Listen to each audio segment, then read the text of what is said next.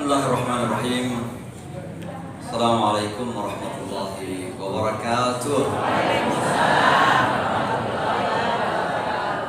Alhamdulillahi wa syukurillah.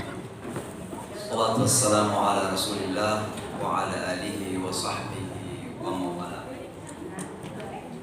Amma ba'du fa subhanaka la ilma lana illa ma 'allamtana al-alimul hakim. Allahumma 'allimna ma yanfa'una wanfa'na bima 'allamtana warzuqna fahma. Tentu pertama-tama perkenankan kita bersama menyampaikan syukur dan puji kita kepada Allah Subhanahu wa Ta'ala. Karena sore hari ini kita ditakdirkan untuk bersama-sama hadir di Masjid Al-I'tisam untuk bersama-sama pertama kali mencari ridha Allah, dan yang kedua saling berbagi informasi tentang khususnya perkembangan Islam di Amerika. Saya tentunya berterima kasih kepada teman senasib sepenanggungan dulu di Pakistan, hanya beda fakultas. Kalau saya fakultas miskin karena fakultas dakwah. Nah, kalau dakwah itu biasanya kita memberi banyak korban. Kalau beliau fakultas kemakmuran karena ekonomi. Jadi jauh lebih makmur dari saya. Alhamdulillah, saya putra asli Indonesia. Secara kebetulan ditakdirkan lahir di sebuah kampung terpencil di Sulawesi Selatan. Kampungnya namanya Kecamatan Kajar. Ini kampung dalam. Jadi punya adat yang sangat ketat dan tidak ada yang boleh masuk kecuali ikut kepada adat mereka. Memakai pakaian hitam, tidak boleh pakai sandal dan lain sebagainya. Hanya saja memang sebagaimana sekarang kita sudah sadar dan yakin bahwa hidup kita ini semuanya di bawah satu kontrolnya Allah Subhanahu wa Ta'ala.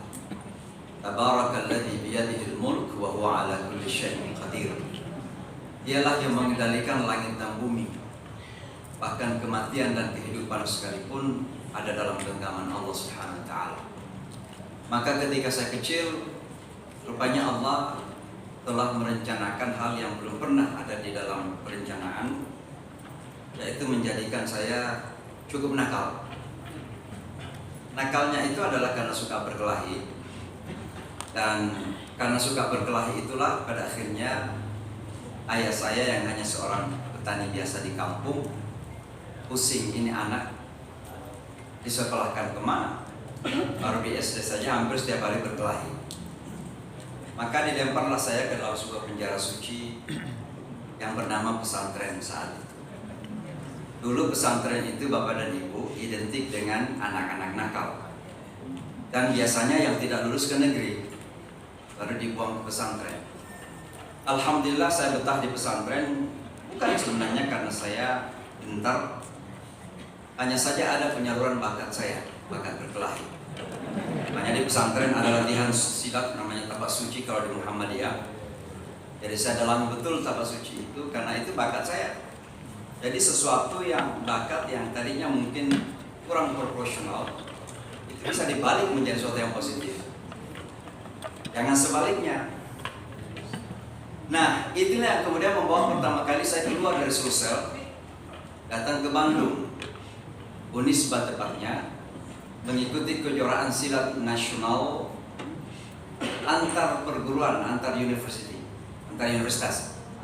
Saya mewakili satu universitas di Makassar namanya UMI, Universitas Muslim Indonesia. Karena saya baru kelas 2 alia ketika itu, belum mahasiswa, dikasihlah saya kartu palsu mahasiswa. Jadi kalau sekarang banyak bercerita di mana-mana berdebat tentang ijazah palsu, saya dulu punya ijazah kartu palsu. Duluan saya punya kartu palsu mahasiswa itu dari dulu.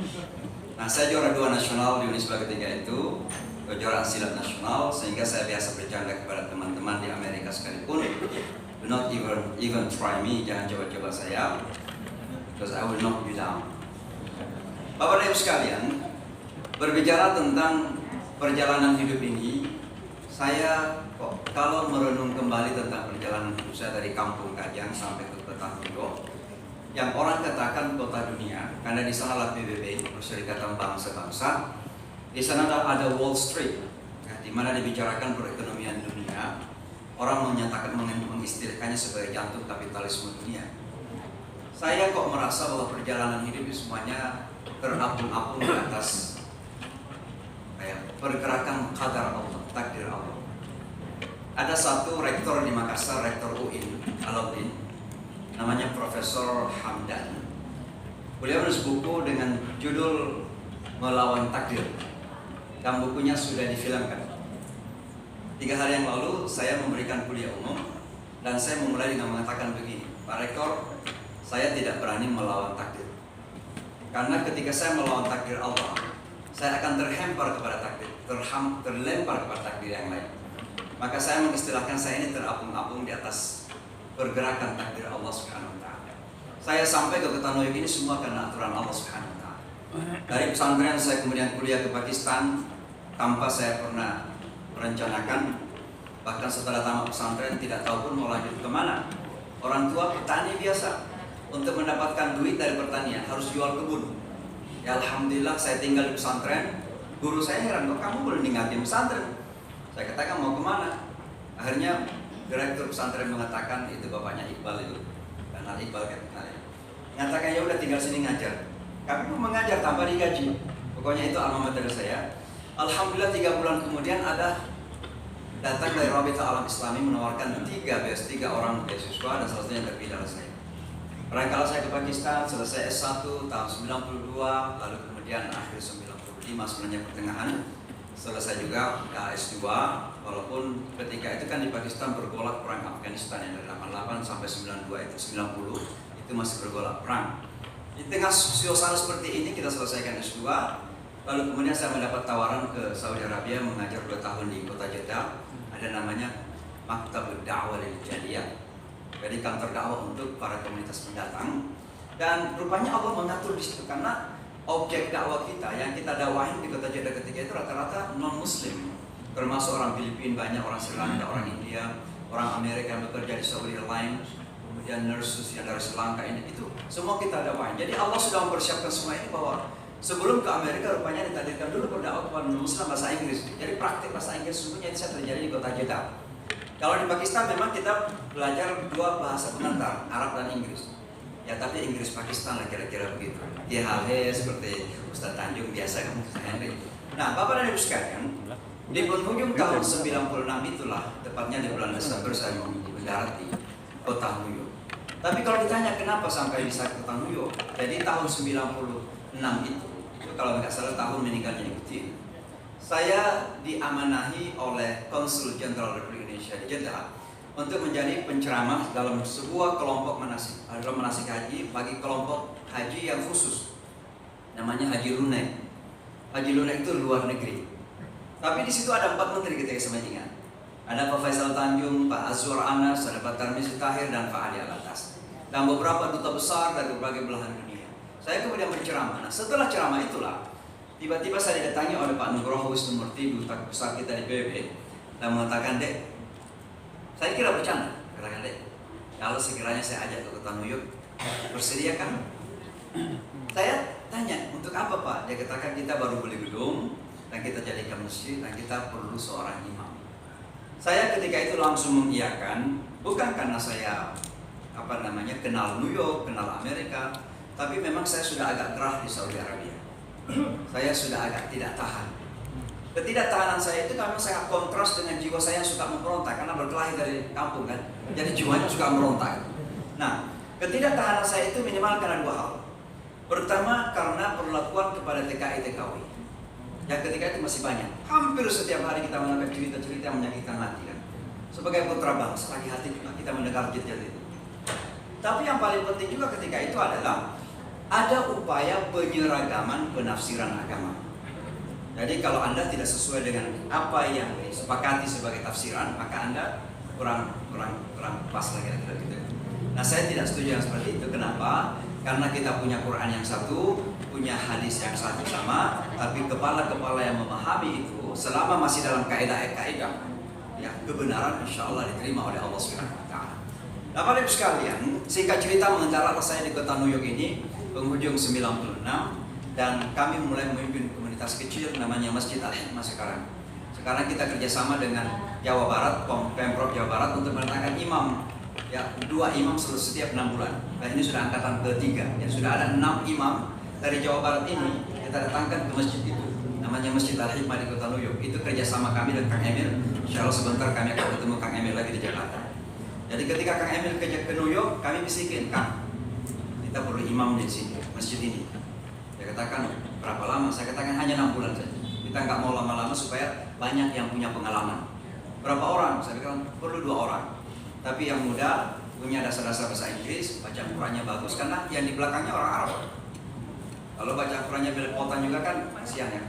Maka alhamdulillah sudah angkatan ketiga, sudah 6 imam dari Jawa Barat kita datangkan ke Amerika untuk menjadi imam di Masjid Al-Hikmah. Nah, singkat cerita saya menjadi imam di masjid ini, dan alhamdulillah kita mulailah kerja-kerja dakwah kita. Cerita selanjutnya bisa dilanjutkan, tapi intinya begini, karena cerita ini panjang dan waktunya hanya sekitar 15-20 menit.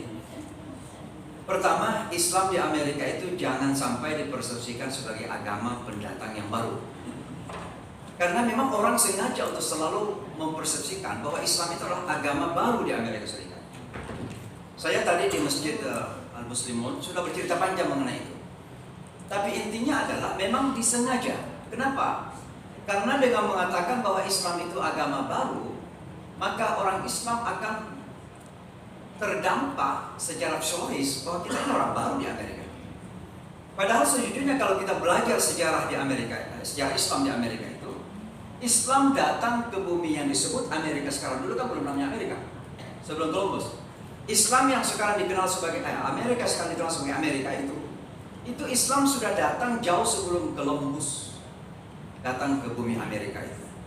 Jauh bahkan sebelum agama Protestan berdiri. Saya kurang ingat persis tahun berapa agama Protestan itu berdiri sebagai pecahan dari agama Kristen. Tapi jauh sebelum Protestan berdiri, Islam sudah hadir di bumi Amerika.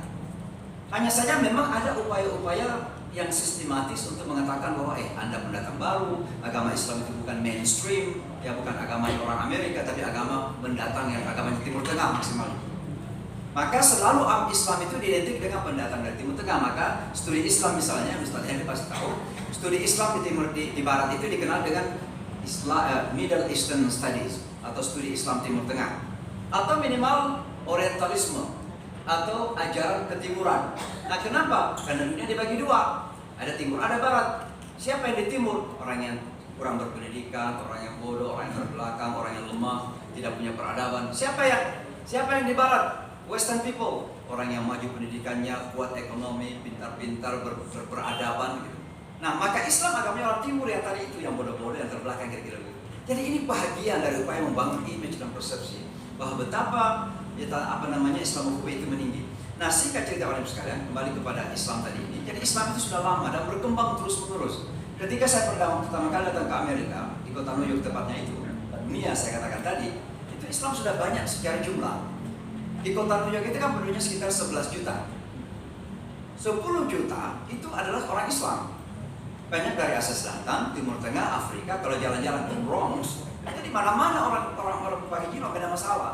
Berjalan-jalan ke Brooklyn begitu banyak orang-orang Timur Tengah. Ya. Demikian juga di Queens, ya, dari Asia Selatan, India, Pakistan, Bangladesh. Jamaah kami di Jamaica Muslim Center namanya sekarang ini, kalau sholat Idul Fitri, Idul Adha, itu sekitar 20.000 orang di lapangan kita sholat. Banyak orang Bangladesh, Pakistan, ada YouTube-nya itu saya di YouTube itu. Nah, jadi artinya secara kuantitas sudah berkembang sejak itu. Yang menjadi masalah adalah kita yang datang ke Amerika ini sebagai pendatang, itu terkadang tidak melakukan apa yang disebut dengan adjustment, penyesuaian. Bukan merubah agama, bukan, tapi pandangan kita dalam beragama, pandangan kita dalam hidup secara sosial, itu memerlukan penyesuaian. Berbicara saja kepada anak-anak kita, yang anak-anak yang sudah lahir di sana, sudah besar di sana, berpendidikan di sana. Tapi kalau kita ngomong berbicara dengan komunikasi seperti kita bicara di Kairo atau di Makassar, nggak nyambung kepada mereka. Nah, ini menjadi dilema tersendiri. Nah, sehingga ketika kami sampai itu, kami betul-betul berpikir bagaimana cara untuk meyakinkan saudara-saudara kita di sekitar ini, saudara semanusia maksud saya, ukhuwah basyariyah, ya, biasa di Indonesia dikenal seperti itu, ukhuwah insaniyah basyariyah. Bagaimana cara meyakinkan mereka ini? Saya terpikir tidak mungkin dengan cara menceramah. Sebab ceramah-ceramah terkadang lebih menakutkan mereka. Hingga apa yang kami lakukan sederhana sekali. Datangi mereka ke pintu, good morning sir, sambil tersenyum kepada mereka, yes sir, what I can do for you, apa yang saya bisa bantukan. Kita mengatakan, cuma kita datang mengenalkan diri. Dan terkadang mohon maaf memakai dalil dari Injil pula. Bukankah Yesus mengatakan, cintailah tetanggamu sebagaimana engkau mencintai diri sendiri. Itu kan ayat dari Bible itu. Oh, tersenyum dia. Siapa kamu? Oh, kami tetangga Anda. Lalu kita adakan acara di masjid, kasih kopi, kasih teh, diundang mereka. Tidak ngomong, tidak ceramah, hanya tersenyum kepada mereka, berkata-kata dengan sopan kepada mereka. Mulailah mereka bertanya, kamu siapa? We are Muslims. Terkejutnya kenapa? Baru kemarin di televisi katanya, orang Islam itu sangar, bahkan nggak bisa tersenyum, taunya berperang, taunya berkelahi, taunya membunuh. Islam itu inspirasi pembunuhan, teror. Sekarang ada orang yang bukan saja tersenyum, dikasih kopi dan teh. Maka mereka mulai berubah itu. Jadi melakukan dakwah dan transformasi mindset, perubahan cara pandang itu bukan dengan cara berapi-api. Sebab ceramah berapi-api, apalagi dengan kalimat-kalimat dan komunikasi yang kasar, bukan mengajak tapi mengusir gitu. Nah, ini metode dakwah yang kami lakukan. Maka intinya begini Bapak dan Ibu sekalian, dakwah yang kami lakukan itu minimal 3 prinsip penting. Yang pertama adalah memiliki fondasi yang sangat kuat, yang unshakable, tidak mudah goyah. Saya biasa mengatakan kalau mau berdakwah, jangankan di Amerika, di Jakarta saja atau di Indonesia saja, ada 2 lubang di hadapan kita. Lubang tantangan dan rintangan, dan juga lubang godaan. Dan dua-duanya adalah lubang yang bisa membunuh kita. Dari sinilah kemudian kita perlu prinsip dalam melakukan dakwah itu. Bayangkan kami ini bergaul bukan saja dengan sesama Muslim, tapi dengan Kristen, dengan Yahudi, dengan pemerintah-pemerintah, bersama-sama Presiden Amerika, dengan Bush. Kalau kita tidak punya prinsip, tergoda kita. Ini lubang godaan. Saya dengan Michael Bloomberg sangat dekat sekali. Michael Bloomberg, wali kota New York tahun 2001 sampai 3 periode, hanya beliau. Jadi 12 tahun beliau itu menjadi. Beliau mampu merubah undang-undang untuk naik periode ketiga, untuk nggak didengar di Indonesia. Jadi nggak ada periode ketiga gitu. Nah, itu beliau tuh, sangat dekat dengan beliau gitu. Sampai-sampai beliau bercanda, Imam, saya mau ke Indonesia katanya. Loh, kenapa nggak jalan ke Indonesia? Terlalu banyak orang yang merokok di Indonesia katanya. Karena beliau itu memerangi rokok. Itu Michael Bloomberg. Nah, jadi maksud saya adalah prinsip ini penting. Teman-teman yang mau bergerak di jalan dakwah, tidak mungkin kita bisa berdakwah tanpa prinsip dan fondasi. Makanya Rasulullah, pamannya, pembesar Quraisy datang ke paman Rasulullah. Itu kemenakan kamu mau apa? Mau kaya kita jadikan kaya. Mau nikahi orang yang paling cantik, kita jadikan perempuan yang paling cantik di kota ini. Mau jadi raja, kita jadikan raja. Tapi berhentilah memecah belah masyarakat, karena istilah Muhammad itu memecah belah. Ketika Abu Talib menyampaikan kepada Rasulullah, apa kata Rasulullah? La wada'a syamsul 'anyan 'ala yamini wal qamara 'ala yasari. Kalau seandainya mereka meletakkan matahari di tangan kananku, bulan di tangan kiriku, artinya dunia dan langit ini semuanya diberikan kepada saya tidak akan meninggalkan ini sampai saya hancur bersamanya, atau Allah memberikan takdir yang lain, menentukan yang lain. Itu prinsip dalam berdakwah. Alhamdulillah saya hampir 30 tahun di kota New York saat ini. Dan saya masih seperti ini, masih tetap Syamsi Ali, wajah Indonesia, tidak pirang, hidung juga masih maju ke dalam, tidak juga masih dari Indonesia, masih cinta produk Indonesia, gitu. Nah itu tidak berubah, itu yang penting. Nah yang kedua adalah etis, beretika dalam berdakwah. Nah ketika kita berbicara tentang etika dakwah ini banyak sekali yang bersentuhan. Yang pertama adalah berbasis keilmuan. Pertama Quran dan Sunnah tentunya. Tapi bukan sekedar Quran Sunnah, bagaimana nilai-nilai Quran dan Sunnah itu disampaikan pada situasi yang relevan. Sebab terkadang kita nilai-nilai Quran itu bergantung di langit. Realita bumi berbeda, kesucian berbeda, nggak pernah nyambung. Maka kami di sana itu memiliki etika arti memahami Quran dan Sunnah pada saat yang sama, faham kepada siapa kami berdakwah. Sehingga ketika memilih kata-kata, kami punya kata-kata yang sesuai dengan kejiwaan orang. So, terkadang kita ingin berdakwah, jangankan kepada non-muslim, kepada anak-anak kita sendiri. Yang esensi dakwah itu kan mengajak. Da'a yad'u da'watun, itu ajakan, undangan dakwah. Kita undang mereka, kita ajak mereka. Tapi ketika kita berkomunikasi dengan komunikasi yang kasar, dengan komunikasi yang menyakitkan, dan menakutkan, jangankan orang datang, mereka berlari. Jadi kita musir jadinya. Dakwah tapi musir itu. Kepada sang muslim kan. Nah tentu etika yang lain adalah pentingnya untuk kita membangun optimisme harap harapan. Kenapa? Tidak ada orang yang divonis masuk neraka sampai menghembuskan nafas terakhir. Kita tidak berhak memvonis siapapun. Bapak dan Ibu sekalian, jangan kita karena sudah 2 rakaat salat malam, masya Allah, kantong kunci surga dari kantong kita. Ada orang yang sepanjang hayat kafir, tiba-tiba Allah kasih hidayah 2 hari kemudian meninggal. Ada cerita, saya chaplain di rumah sakit. Chaplain itu penasihat spiritual di rumah sakit. Jadi ada satu pasien, Afro-Amerika, masih muda, 30 tahun, 20 tahun. Saya datang kepada dia, jadi nama saya kan Muhammad Ali. Karena di sana itu first dan last name saja. Nama pertama dan nama terakhir yang disebut. Jadi saya Muhammad Syamsi Ali, akhirnya ditulis Muhammad Ali. Dia ini sudah divonis kanker dan hidup beberapa hari lagi. Hidupnya hanya beberapa hari saja. Jadi kalau saya datang itu sambil ngomong kepada dia memberikan motivasi, dia begini sama saya. Artinya kamu petinju ya, karena Muhammad Ali itu. Ya, kenapa Muhammad Ali? Akhirnya kita tersenyum karena dia nggak bisa ngomong lagi. Datang kode kulinya begitu juga. Datang ketiga kalinya dia berbisik kepada saya, hampir saya nggak dengar. Dia katakan saya mau Muslim. Saya waktu itu nggak langsung memilih syahadat. Sebab saya khawatir dituduh datang untuk hanya mengislamkan orang. Saya keluar, tapi saya nggak tahan. Saya datang lagi, betul. Katakan dia. Saya keluar lagi, nggak tahan lagi. Datang lagi. Are you serious? Kamu serius? Kata dia. Akhirnya satu untuk bersyahadat. Apa yang terjadi? 4 hari kemudian meninggal. Bersyahadat 4 hari meninggalnya. Maka sekali lagi, kita jangan judgmental dalam berdakwah. Sejahat apapun orang di pinggir jalan, peminum, bahkan pembunuh sekalipun, jangan pernah memfonis bahwa dia sudah neraka loh. Sampai menghembuskan nafas terakhir. Karena kita pun masuk surga itu karena rahmatnya Allah Subhanahu wa taala. Oleh karena itu, mari kita memiliki etika dalam berdakwah. Tentu etika yang lain, komunikasi ini sangat penting sekali. Jadi jangan saya mengistilahkan itu, jangan memakai komunikasi bulldozer. Bulldozer kemana? Menghancurkan semuanya. Tapi belum tentu bisa membangun. Nah, tentu yang terakhir sekali, fondasi dakwah yang lain adalah selalu optimis dan punya harapan. Kenapa? Janji Al-Quran semuanya penuh. Di dalam Al-Quran penuh dengan janji-janji harapan. Ya. فَأَيَّدْنَا الَّذِينَ آمَنُوا عَلَىٰ عَدُوِّهِمْ فَأَصْبَحُوا ظَاهِرِينَ. إِذَا جَاءَ نَصْرُ اللَّهِ. Ayat ini saya baca ketika saya membaca Al-Quran di Yankee Stadium pas setelah 9/11. Dan bayangkan Bapak dan Ibu, setelah 9/11 itu betul-betul bagi kami mencekam. Ada masjid-masjid yang dirusak, ada orang Islam yang ditusuk, ada 2 orang yang ditembak mati. Satu di antaranya orang India yang Sikh itu, disangkanya karena pakai sorban juga, disangkanya pengikut Bin Laden ditembak. Kalau orang Sikh India, mencekam, menakutkan. Tapi ketika saya diminta baca doa di Yankee Stadium, ini beberapa hari setelah 9/11, ini namanya Prayer for America, doa untuk Amerika. Saya tidak baca doa, tapi saya pilih membaca Al-Quran. Salah satu surah yang saya baca itu Idza Jaa Nasrullah. Orang terkejut. Ini orang Amerika lagi marah. Orang Amerika lagi ketakutan. Kamu milih Idza Jaa Nasrullah wal Fath. Wa ra'aitan nas yadkhuluna fi dinillahi afwaja. Apa kamu nakut-nakutin orang? Saya katakan tidak. Saya tidak menakutkan. Kalau mereka takut itu mereka sendiri yang takut. Tapi kita nggak menakutkan. Justru saya membaca surah ini untuk menyampaikan kepada mereka bahwa di balik tragedi itu pasti ada kemenangan. Karena itulah isi daripada Idza Jaa Nasrullah.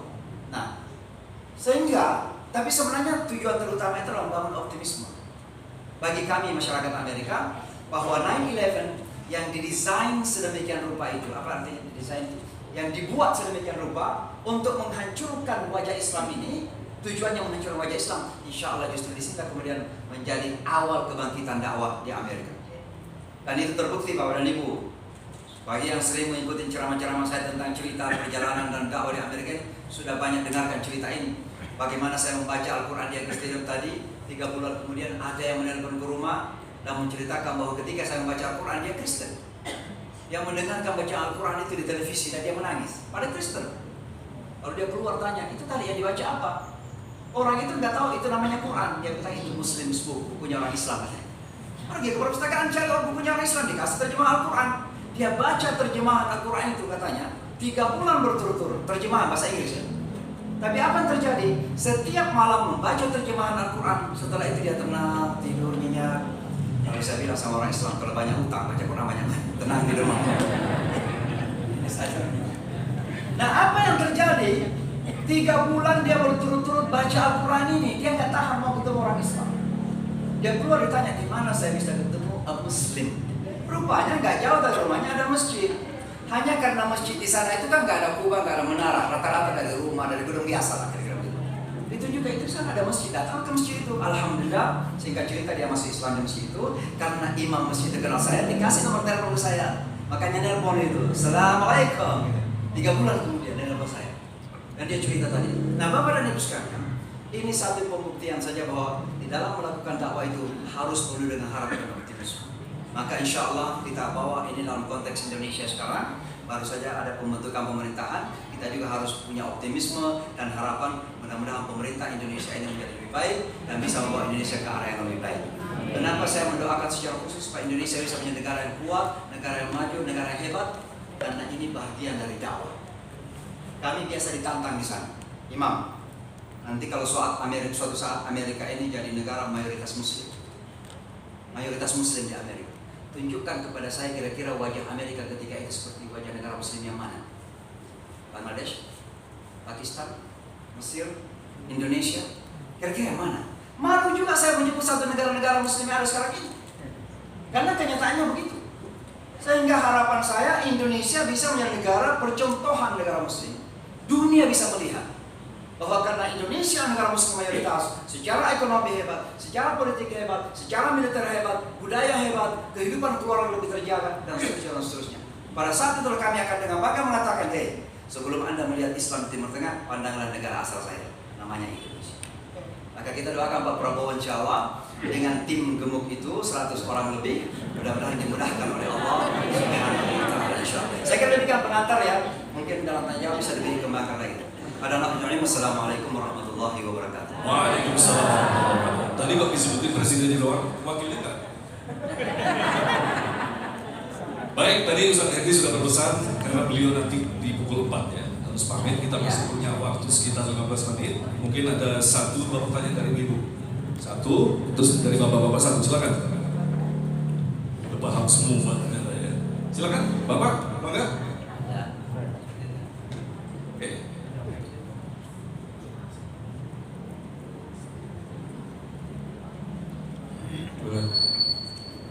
Bismillahirrahmanirrahim. Assalamualaikum warahmatullahi wabarakatuh. Ingin bertanya Ustaz, perkembangan Islam di Amerika setelah kejadian Gaza dibombardir itu seperti apa Ustaz? Jadi kadang kita terkejut-kejut. Tapi pada saat yang sama kan kita memang yakin bahwa makar Allah, wallahu khairul makirin. Ketika terjadi 9/11, kebencian begitu sangat luar biasa, kesalahpahaman sangat luar biasa. Bahkan peristiwa 9/11 itu sebenarnya memang kalau kita ingin jujur, memang didesain untuk dijadikan sebagai justifikasi pembenaran bahwa itulah Islam. Islam itu adalah musuh kita, Islam itu adalah teroris, Islam itu adalah meruntuhkan peradaban. Dan yang diruntuhkan itu kan gedung yang sangat penting, bukan karena tingginya. Pentingnya karena itu simbol kapitalisme dunia. World Trade Center, pusat perdagangan dunia, WTC. Sehingga ketika diruntuhkan dan dianggap Islam sebagai yang meruntuhkan, maka Islam itu musuhnya Barat secara umum. Karena Barat itu ideologinya adalah kapitalisme. Nah, maka ketika itu luar biasa marahnya orang Amerika, bahkan bukan hanya Amerika, Barat secara umum. Barat yang kita maksud itu termasuk New Zealand dan Australia, walaupun mereka di timur. Karena sekali lagi pembagian dunia kepada Barat dan Timur bukan geografi, tapi demografi. Jadi mereka yang di Barat orang-orang yang hebat, mereka di Timur orang yang lemah, terbelakang, tidak berdidik, gitu. Jadi Islam itu musuhnya orang-orang yang hebat, musuhnya orang-orang yang berperadaban, musuhnya orang-orang yang terdidik. Karena Islam itu terbelakang, bodoh dan sebagainya. Itu tahun 2001. Tapi apa yang terjadi? Wa makar tadi itu ternyata berbalik. Al-Quran habis terjual. Buku-buku Islam sangat laris sekali. Begitu banyak orang yang belajar Islam. Saya ketika itu menjadi imam di Islamic Center. Jadi kalau ada kata-kata imam B, imam besar, ya tidak seperti imam besar di Indonesia. Kalau saya imam besar karena memimpin masjid besar di kota New York. Maka disitulah ada istilah imam besar. Saya jadi imam di Islamic Center. Salah satu program unggulan yang saya istilahkan unggulan adalah membuka kelas khusus untuk non-Muslims. Namanya Islamic Forum for Non-Muslims, Forum Islam. Saya istilahkan forum, bukan kelas, karena kalau kelas ada guru, ada murid. Saya tidak ingin orang Amerika merasa diajarin gitu. Maka saya katakan forum ini. Jadi semua bebas, ada yang bebas mendebat, ada yang bebas bertanya, apapun. Nah, di kelas saya ini aja, mereka yang serius belajar Islam itu insya Allah minimal 70% semuanya masuk Islam. Dan itu membludak. Jadi setiap minggu 2, 3 orang, 4 orang masuk Islam itu. Tapi ada juga datang yang memang cari-cari kesalahan saja. Jadi sambil kita ngomong mereka catat, tapi kesalahannya dianggap kesalahan gitu. Nah, nanti satu kesalahan ini jadi 1000 kesalahan di internet. Ya, makanya ustaz-ustaz penceramah kita hati-hati dengan, karena jangan-jangan juga ada catat-catat nanti itu. Sambil khutbah Jumat, sampai kan seolah-olahnya supaya catat. Kan ada juga intelijen informal. Ya kan? Nah, tapi yang ketiga adalah ada yang datang cuma mencaci maki. Cerita-cerita yang sering saya sampaikan.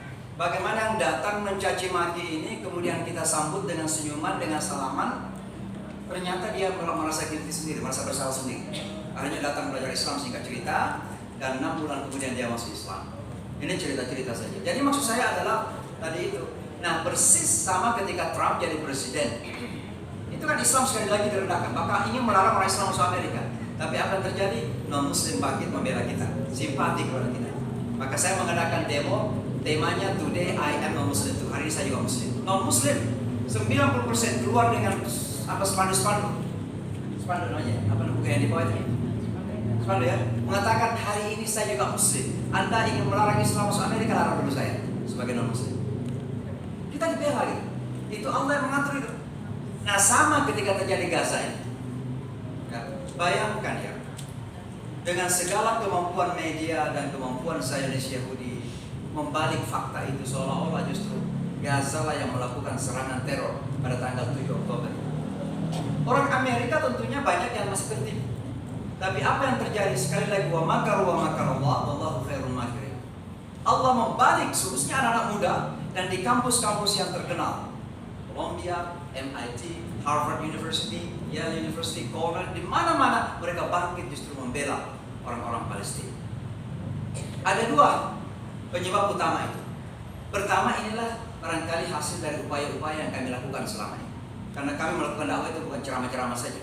Kami melakukan training, pendekatan-pendekatan. Kita bentuk MSA, Muslim Student Association, universitas. Dari semua. Sekarang kita masuk ke SMA untuk MSA namanya, Muslim Student Association. Nah, mereka ini kemudian melakukan pendekatan kepada sama pelajar, dan akhirnya mindset yang tadinya melihat bahwa yang terancam di Timur Tengah adalah Israel, sekarang sudah mulai berubah.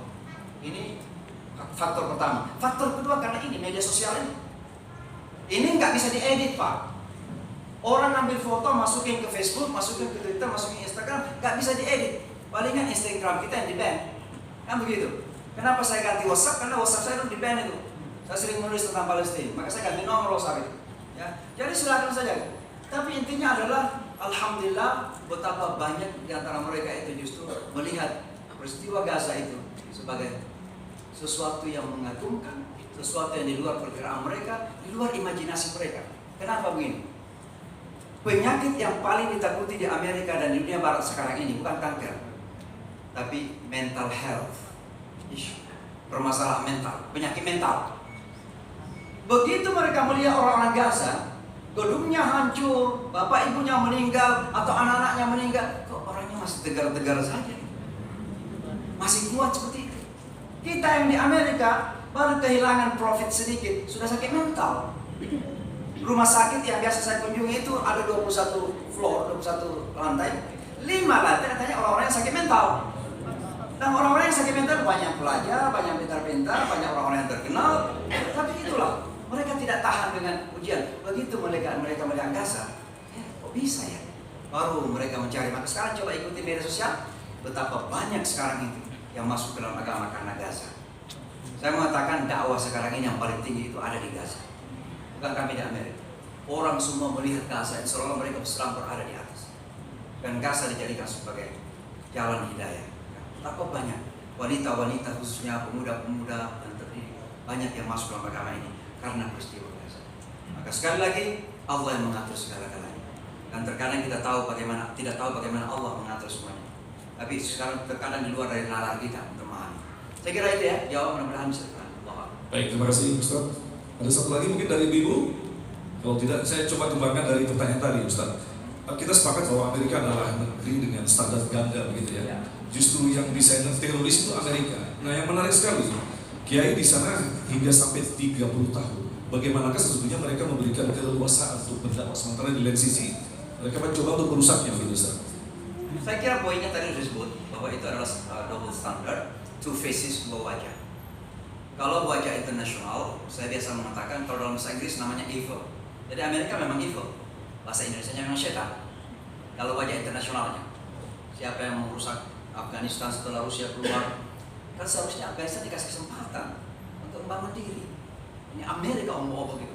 Siapa yang kemudian melakukan peperangan antara Iran Irak ketika itu, antara Saddam Hussein dan Khomeini, Amerika juga, ya kan? Kemudian siapa yang melakukan perang Irak pertama tahun 91, itu kan Presiden Bush, Amerika juga. Lalu kemudian Bush menyempurnakan itu dan menghancurkan.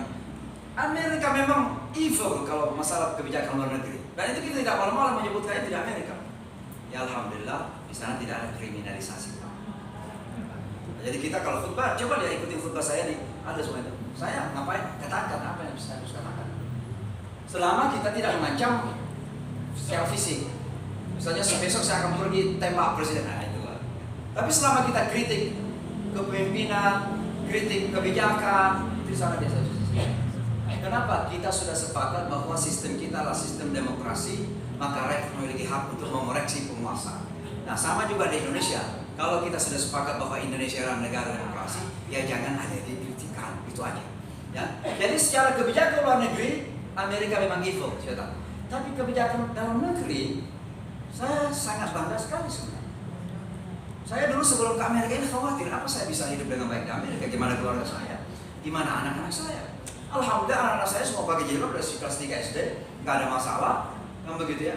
Jadi satu contoh yang saya berikan tadi juga di masjid adalah ketika kita ingin, mungkin tidak pernah dengar nama masjid, namanya Ground Zero Mosque, Masjid Ground Zero.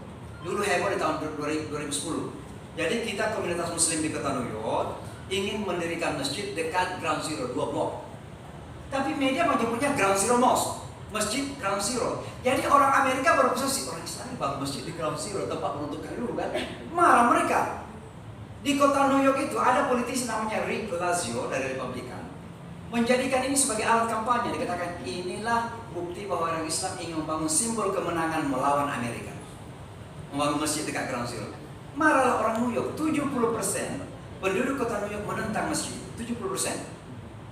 Tapi wali kotanya yang waktu itu, yang mereka belum begini, membela mati-matian. Maka dalam tahun 2010 kami ada buka puasa bersama, karena kita buka puasa bersama sekali dalam sebulan di rumahnya. Saya terus satu meja dengan beliau, saya tanya, Mr. Mayor, Anda Yahudi, Anda wali kota New York yang 70% menentang, kenapa Anda mendukung masjid itu? Dia jawabannya mengejutkan. Dia katakan, saya tidak mendukung masjid. Saya juga tidak mendukung orang Islam. Yang saya lakukan adalah mempertahankan konstitusi saya yang menjamin hak kepada setiap orang untuk menjalankan agamanya secara bebas. Dan membangun masjid, selama Anda lakukan sesuai dengan aturan-aturan yang ada, itu adalah hak Anda. Kenapa harus dilarang? Ini yang kemudian membanggakan saya di Amerika itu. Dan sekaligus merasa bahwa ini yang jaminan yang paling kuat bagi saya. Mungkin Donald Trump tidak suka, nggak apa-apa selama hukum masih ada. Karena Donald Trump bisa diseret ke pengadilan. Ini beberapa udah lama sebenarnya, ini cerita di Pennsylvania itu ada bandara, tukang sapunya orang Pakistan, keturunan Pakistan lah, yang punya panjang sini. Ya, Ustaz Henry orang Pakistan kan yang punya panjang. Dan mereka nggak mau cukur karena memang fully dia dalam bahasa Arabnya, biar barangkali yang butuh banyak. Tapi bosnya di bandara itu ingin supaya karena menurut dia mengganggu. Karena tukang sapu orang lalu lalang, dia jambutnya panjang, mungkin bagi mereka itu jangan menakutkan. Dia nggak mau, akhirnya dipecat sama bosnya di bandara itu. Apa yang dia lakukan? Dia bawa ke pengadilan. Dia sewa lawyer, dia bawa ke pengadilan. Bukan sekedar menang dan kembali kerja, harus bayar kompensasi bandara itu. Jadi hukum berlaku di Amerika. Dan ini semuanya di negara mana saja, selama hukum itu masih menjadi raja, masih ada harapan. Tapi di negara mana saja, kalau hukum dimainkan, ada dalam genggaman kekuasaan, maka itu yang paling berbahaya dalam kehidupan publik. Hati-hati ya. Wallahu a'lam bishawab. Ini pas jam 3.88 saya kira cukup. Hadanallahu bijalim. Assalamualaikum warahmatullahi wabarakatuh. Baik, terima kasih Ustaz sekali telah memberikan ilmu yang luar biasa sekali. Mudah-mudahan kita mendapatkan pencerahan, dan sekali lagi terima kasih atas perhatiannya. Mungkin Ustaz ini akan doa penutup, tafadhol.